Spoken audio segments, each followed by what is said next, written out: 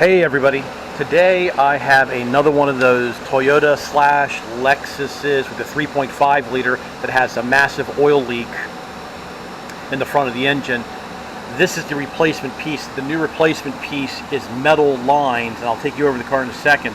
So you're going to have to get one of these. Here's the Dorman part number for it. It comes with everything you need, the two gaskets and the pipe, and you're going to need an assortment of sockets to get this thing out. One of the things you're going to need is you're going to need an E8 reverse Torx. Then everything else is a 12 millimeter, but you're going to need them in shorter sizes than normal. A lot of people don't have short, medium sizes because the short one is too short and a long one's too long to get in there. Let me show you what I'm talking about.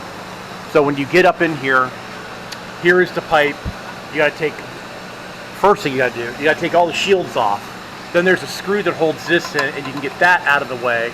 Once you get this out of the way, you get a better look at what's going on. Let me see if I can get this unplugged with one hand. I'm not going to be able to get unplugged with one hand, so let me just tuck this back. There we go. So you've got a nut in the stud here, a nut in the stud here, and a bolt. Then over here, you've got a nut and a stud there, a bolt there, and a nut and a stud there. So when they were putting these on from the factory, these are rubber and they flex. Well, what you're going to have to do with this one, you can take this one out. Once you get this one taken out, you're going to have to take these two studs out to get the new piece in, because the new piece is rigid. It's not going to come out. Let me start getting this thing taken apart and I'll show you what I'm talking about. Okay, so like I'm talking about, that is the hardest one to get out right there. That is why you need not a long, not a short, but a medium-sized swivel. And then this one here also has a problem getting in here. But once you get in there with this, you can get this one right out. So I don't know any hairy homeowners at home are going to be able to do this unless you have the right tools. And now I can get in here with my finger, and there's the first nut. So now the rest of the nut, that nut comes right off easily. This one come off real easily, and the ones over here are pretty easy. Let me go ahead and get this the rest of the way apart. I showed you how to get the hardest one. Let me get the rest of it apart, and I'll show you how to take the studs out. Alrighty, I got all the nuts and the bolts out, and as you see, it's leaking oil.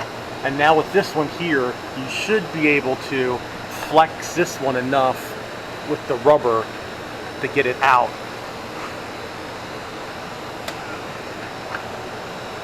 But I'm not going to be able to. So what I'm going to go ahead and do is I'm going to get my Sawzall in here and I'm going to cut these rubber hoses off. And then we come back with the E8 and take the two studs out, because this stud here is really hard to get to. So let me cut these hoses and we'll come back. Whatever. So I got in here with a Sawzall and I cut the two hard pieces of rubber. Now I should be able to get this out of here. Here, hold the camera.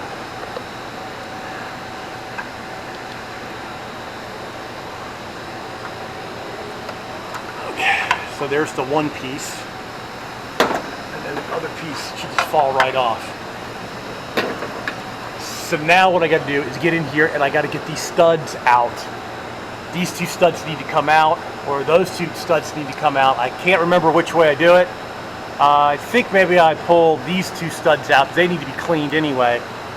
So just keep filming. Let me get the E8.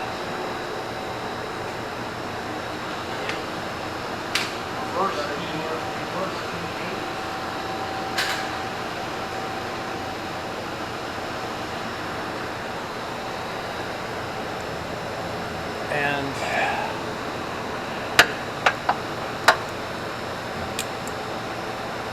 need a, whatchamacallit, an extension, which I think I can get in here just like this. So I don't want to break these.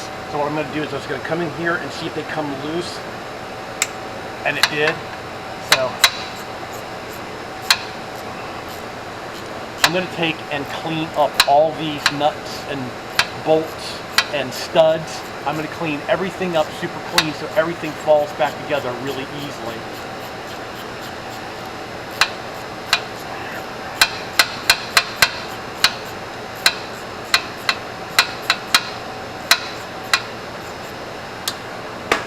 Well, there's the first stud. It dropped down in the oil. So now we'll come here and do the next one.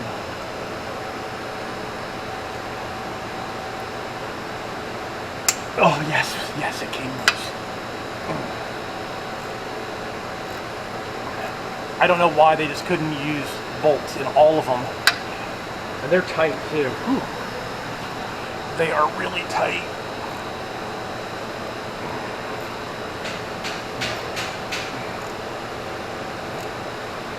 All right, let me go ahead and get this stud out.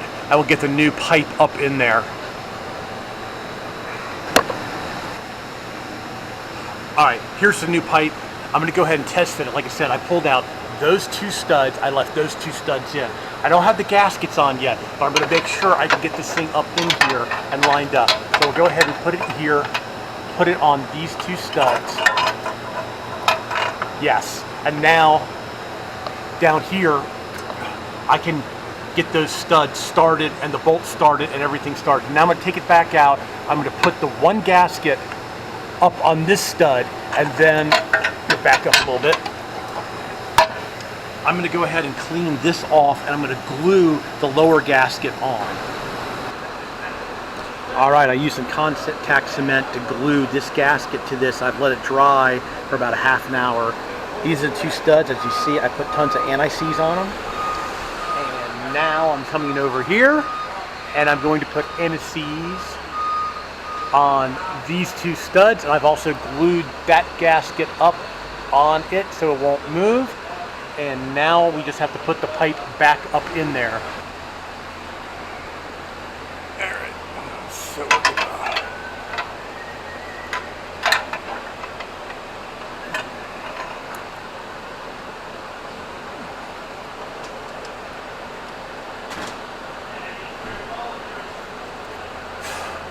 all right, I'm gonna go ahead and get a couple of the nuts started. And then once I get that started, where's the other bolts? What do I do with the other bolts? I just cleaned the other, oh, they're right here.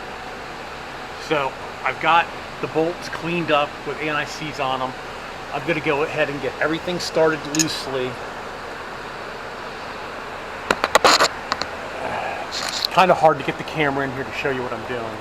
I'm going to go ahead and get, yeah, with the anti-seize, I cleaned this bolt up. The bolt is screwing in. Oh, I can get it almost all the way in. See how I've got it all the way in? I'm going to do the same thing here. I'm going to make sure that the gasket is still in place. It's still glued and it's still in place. Looks like it. Yep, looks like it to me. So now I'm going to sneak in here and I'm going to get this bolt started.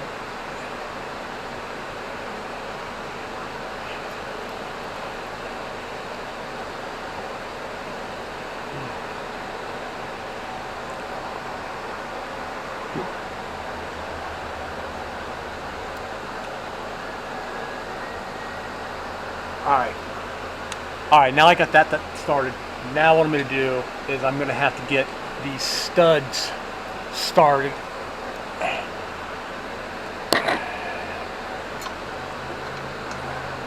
Hopefully I can just start them with my fingers.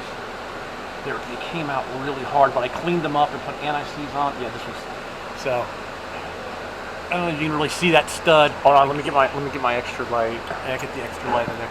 So I got this stud started. And now I'm gonna get this other stud started. So basically, that's how you install these pipes. You're gonna have to pull the two studs down here to get the new hard pipe in. And just now it's just a point of tightening everything up, cleaning everything up, cleaning the shields all up. Yeah, look at cleaning the mess up. Yeah, clean the mess up on the floor, and we're gonna go ahead and change the oil. Hey, I wanted to go over something that happened to me when I was installing those cooler lines on this car.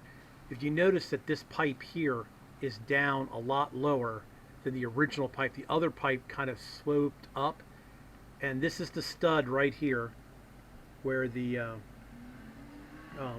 nut goes. I was able to get the nut on, but then I wasn't able to get that socket in here to get that nut tight. So This is the Dorman brand one, and it doesn't fit right.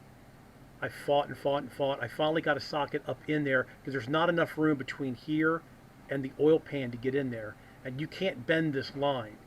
So unfortunately, I am not going to recommend using the Dorman one. You need to get the Toyota one because the Toyota one is bent properly and makes it easier to get this nut tight. Even though it's still a pain, the Toyota one is the way to go.